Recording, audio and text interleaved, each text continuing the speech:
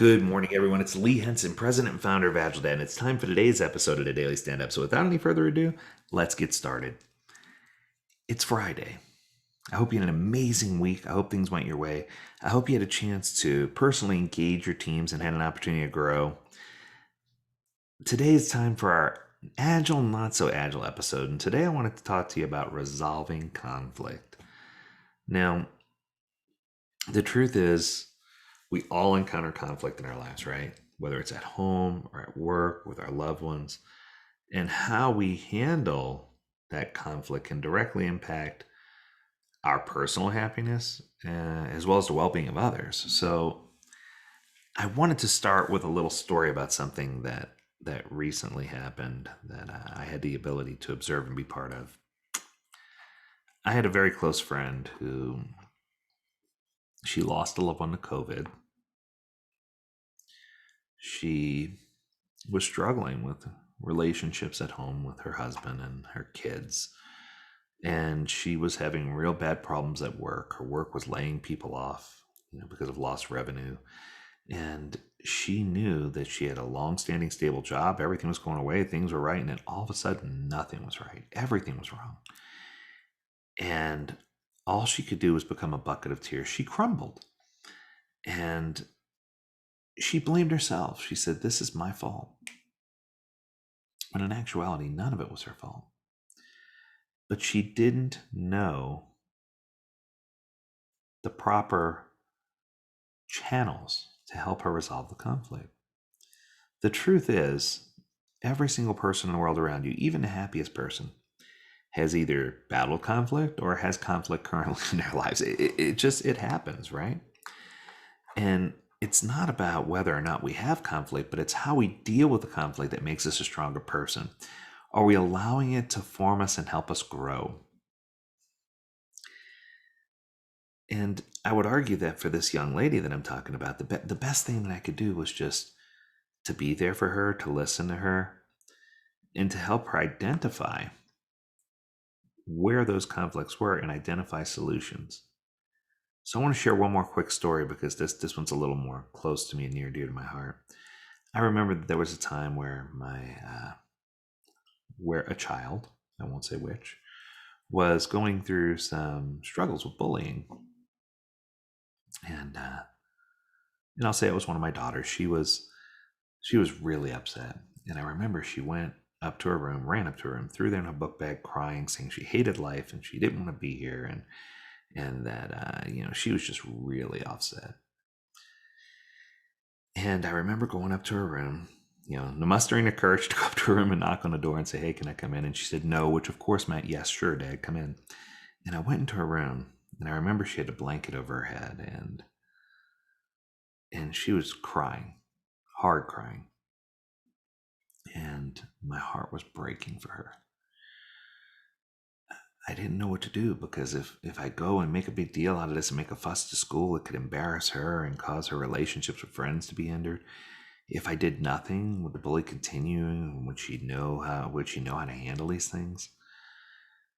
It put me in a place where I felt helpless. And that's a very hard place to get me in. But I did see one light, one path that I could take. And it was her ankle. Her foot was sticking out from under the covers, and I sat there, and without saying a word, I remember I sat there for probably 30 to 40 minutes, and as strange as it sounds, I just massaged her ankle and her foot. I just wanted her to know that no matter what happened in her life, that I'd be there for her, and that I wouldn't let go. That day changed my life forever, and later I learned that day changed her life forever. She came out from under the covers and she was a ball of tears and she hugged me tight, the tightest I've ever been hugged. And she said, "Dad," she says, "you know why I love you so much?" I said, "Why?" She goes, "Because you don't care." Now that immediately almost sent me into a frenzy. I'm like, "What do you mean I don't care?" But then I realized what she was saying. She's like, "No, you don't care about what other people think. When you're with me, nothing else matters." And she was right. And I think that sometimes we lose focus of the things that are most important to us, especially during times of conflict, especially during times of strife. So I wanted to come up with a formula of 3 things that you could do during times when you're facing conflict. 3 things that you can do to help you recenter, if you will, and help be a guide for you so that you can get past the conflict and so that you can help others around you. And I think number one is understanding that it's not your fault. I'm going to go here. Even if it is your fault, it's not your fault. So let me explain what I mean by that.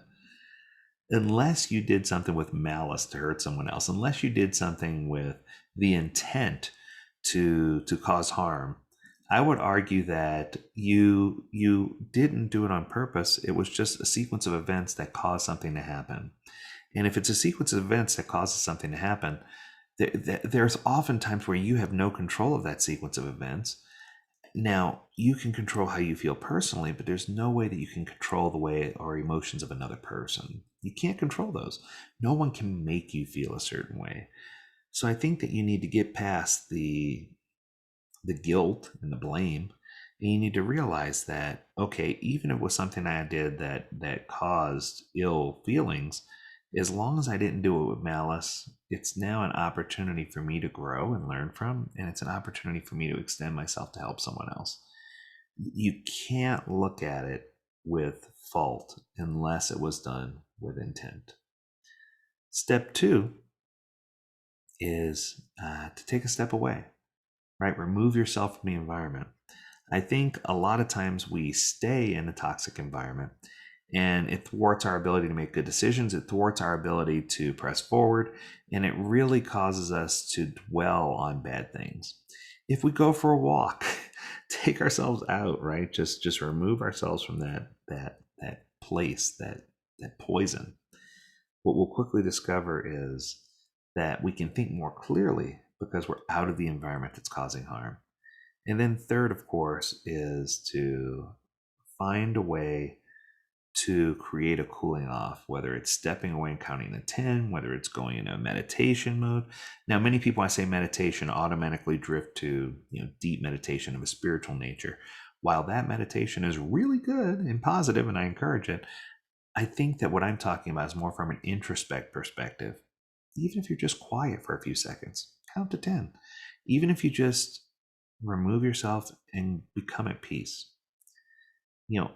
Find out where your center is. And sometimes that center is what grounds us and helps us understand how life functions. And it helps us be better both at home and at work. We're not immune to these problems, nor will we ever be, unfortunately. But I think that if we look at conflict as an opportunity for growth, if we find our moral and spiritual center, and if we stop judging, it doesn't matter what walk of life you come from. It doesn't matter your religion. It doesn't matter who you love. It doesn't matter where you're from. It doesn't matter if you're tall, short, skinny, fat, male or female, or non-binary. It doesn't matter who you are, right? As long as you know that you're a precious, precious person, that you are someone of great worth and value, that you have people that love and care for you, and that you are placed on this planet to make a difference and to do something to uplift or change the environment for someone else, or to change the world for that matter. You were placed here to do something very special. And I can tell you that I truly do appreciate all the people who are placed in my path, and I look for opportunities to let them know about that, because I think it's so important for us to get past all of our bias and to come to a place where we feel well-centered and grounded so that we can make a difference in the lives of others. So I hope that if you're feeling any pain, or that if you've had any conflict in your life, that you can focus on these 3 things and that you can be at peace with what's happened.